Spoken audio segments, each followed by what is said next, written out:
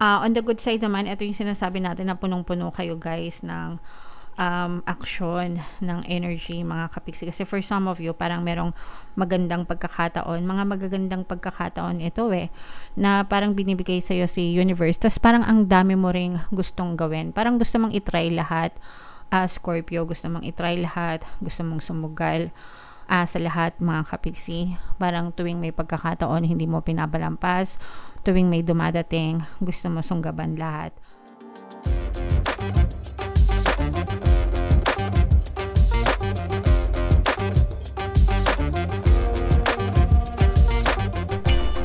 Hello guys, hello Scorpio. Welcome back to Pinay Pixie Tarot. Ang pamagat ng episode natin for tonight is first half of May kapalaran para ngayong May 1 to 15 para sa Scorpio, Sun, Moon, Rising Sign, and Venus. Simula ngayong May guys, isasama na natin to sa collection ng reading natin para if in case hindi kayo nakaresonate dun sa monthly reading natin, pwede nyo panoorin ito. Okay?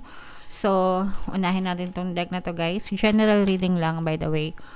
Pwedeng mag-resonate, pwedeng hindi. Combination ng positive and negative energies mga kapiksi. So, tingnan natin yung mga mensahe sa inyo ng inyong mga gabay. Wow! We have Angel of Love, mga kapiksi. So, ibig sabihin nito guys, maganda yung love energy nyo sa relationship nyo. And when it comes to relationship, hindi to limited lang guys sa romantic relationship. Pwede rin yung mga relationship natin non-romantic, no? Kaibigan, kapamilya, kamag-anak, kasamaan sa trabaho, kapitbahay, ka-community, ka-pixie, ganyan. So, lahat-lahat sakop-sakop nito guys. So, maganda yung connection nyo with other people. If meron kayong mga issues, ganyan, sa ibang tao, mariresolve din yan. Mangingibabaw yung forgiveness, compassion, pagmamahal, pag-unawa sa isa't isa. So, this is a very, very nice energy mga kapiksi. I-mind yan guys sa comment section. Mind harmonious relationship. Ganyan-ganyan guys. Okay? And another message for you, Scorpio. We have action. So, guys, mataas yung energy level nyo. Ibig sabihin, masipag, punong-puno kayo ng parang meron kayong mga energy reserves, stamina nyo, hype, ganyan. So, samantalahin nyo habang malakas pa kayo, habang mataas yung energy level nyo, heightened, ganyan. Samantalahin nyo yung pagkilos, samantalahin nyo yung paggalaw-galaw.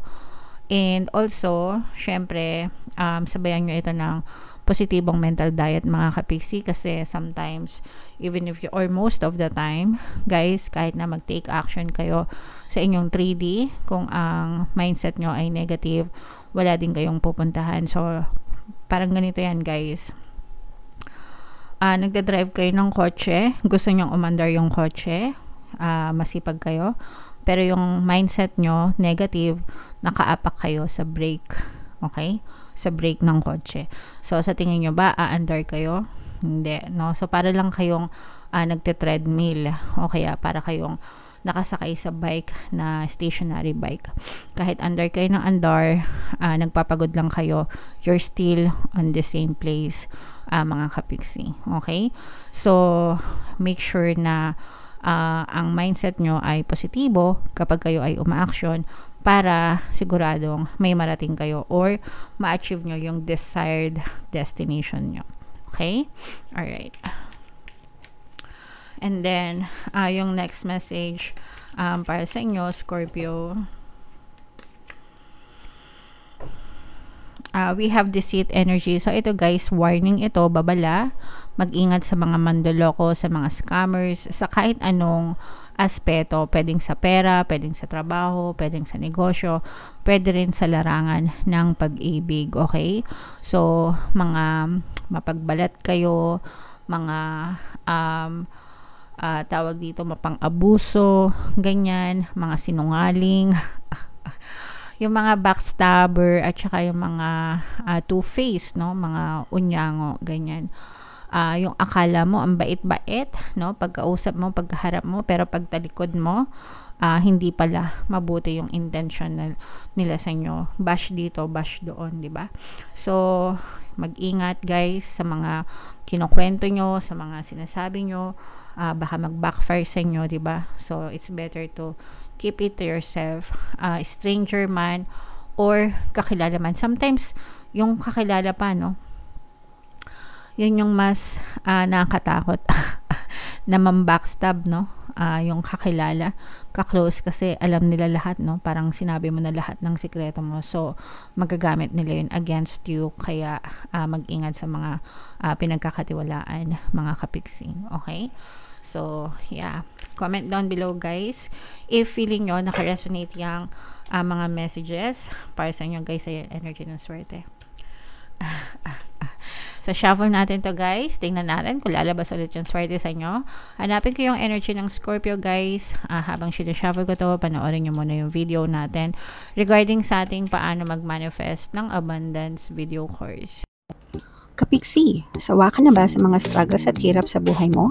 Masipag ka ba at masikap sa buhay ngunit hindi ka pa rin umaasenso? Ilang beses ka na bang nag-attempt magnegosyo at mag-invest pero palagi ka pa rin nalulugi? Sa pagkakataon na ito ay maaaring may subconscious beliefs ka na nagiging balakid sa iyong pag-unlad at pagyaman. Introducing, paano mag-manifest ng abundance video course.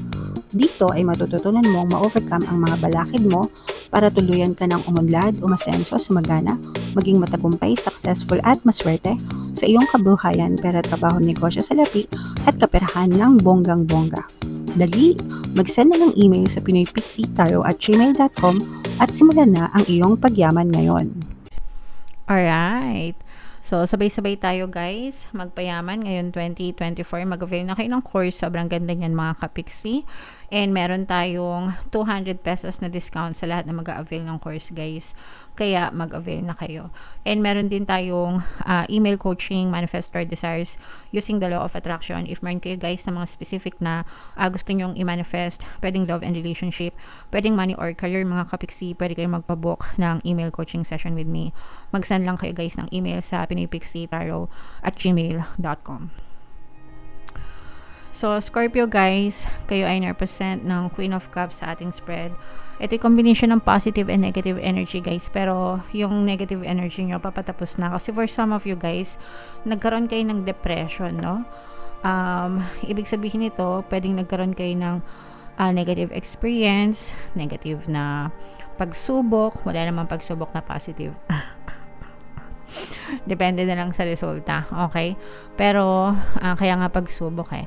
Anyway, so for some of you, maaring nakaranas talaga kayo ng depression dahil sa mga pagsubok na na-experience nyo. Pero, unti-unti na kayong naghihilom. Unti-unti na kayong nakabangon. Especially kung nakaranas talaga kayo ng depression, guys, no? Nakikita natin na unti-unti na nagiging ma-okay yung pakiramdam nyo and kumbaga nagpahinga muna kayo, nag-focus muna kayo sa sarili nyo. And if you're still experiencing this, guys, kailangan nyo pa ng konting push pa kasi meron pang loneliness for some of you. Ibig sabihin may mga episodes pa na naiisip nyo yung mga negative na experiences nyo. Syempre, guys, hindi naman yun agad-agad, lalo na kung malupet, no? Talaga yung mga nangyari sa inyo, sometimes nag-autopilot talaga yung isip nyo na puro nega yung naiisip. So that's why you need to focus more on yourself and focus on your accomplishments, your healing, mga kapiksi, focus on the nice things until such time na makarecover ka talaga and mawala yung depression nyo. Guys, yung depression nakakamatay yan, lalo na kapag lumala. So, if you are someone who is dealing with depression, humingi kayo ng tulong, mga kapiksi, lalo na sa mga kamag-anak nyo or sa mga doktor kung kinakailangan, guys, okay? And if you know someone na probably nag-undergo ng depression, make sure na nandun kayo para sa kanila, guys, kasi sometimes iba yung tama ng depression, guys. So make sure na you are there for them, okay? On the good side naman, ito yung sinasabi natin na punong-puno kayo, guys, ng aksyon ng energy mga kapiksi. Kasi for some of you, parang merong magandang pagkakataon, mga magagandang pagkakataon ito na parang binibigay sa'yo si universe. Tas parang ang dami mo ring gustong gawin. Parang gusto mong itry lahat. Scorpio, gusto mong itry lahat. Gusto mong sumugal sa lahat mga kapiksi. Parang tuwing may pagkakataon, hindi mo pinabalampas. Tuwing may dumadating, gusto mo sunggaban lahat. Okay lang naman yun guys, pero medyo mag-minor ka din, 'di ba? Kumbaga, gamitin din yung utak, 'wag yung puro bugso ng damdamin kasi baka mapahamak ka din. Kaya make sure na ingat-ingat din sa pagdedesisyon. Angel number 777 guys. I-check nyo yung ibig sabihin niyan, baka may additional na mensahe sa inyo ang inyong mga anghel gabay. May mama-manifest kayo guys. May maano kayo ngayon, may maaani, may mapipitas kayong bunga.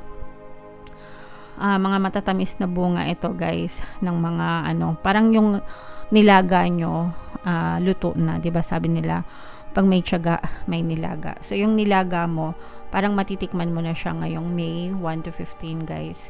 So parang konting timpla na lang yung kulang. 'Di ba ganun sometimes pag ganun naman yun talaga, 'di ba? Pag nagluluto kayo, yung timpla na lang yung kulang, tapos pwede na siyang ihain. So ganun na lang yung sa inyo guys, konting timpla na lang and pwede nyo na siyang kainin. So ibig sabihin nito, may mamamanifest kayo na movement sa inyong physical reality. May kinalaman ito sa pera guys, so pwedeng pera, investment, trabaho, negosyo, whatever mga kapiksi. Okay? Alright. So tingnan pa natin kung ano pa yung mga pwede nyong ma-experience mga kapiksi.